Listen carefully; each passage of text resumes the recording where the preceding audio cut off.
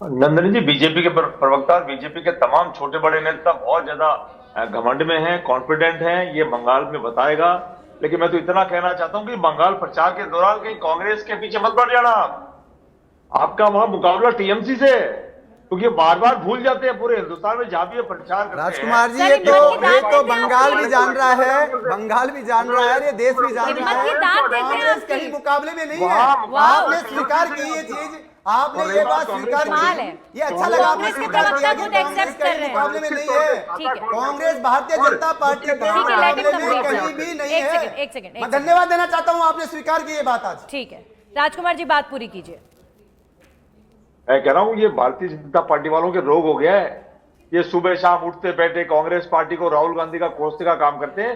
मेरा इनको सुझाव है, अपने नेताओं को आप ट्रेनिंग देके उनको फायदा भेजना। भी तो मिलता है फिर सर। बंगाल में वहां कांग्रेस पार्टी को कोसने बैठ जाए। जी जी। सही बात, कांग्रेस पार्टी की नंदिनी जी, निश्चित तौर पे हमने पहले भी बेहतर चुनाव लड़ा था, इस बार भी बेहतर चुनाव लेंगे और निश्चित तौर पे कांग्रेस पार्टी का वहां खाता खुलेगा और एक अच्छी सीटों के साथ हम भारतीय जनता पार्टी को और टीएमसी को हरा करके एक अच्छी मेजोरिटी के साथ हम मुख्य धारा में वापस लौटेंगे।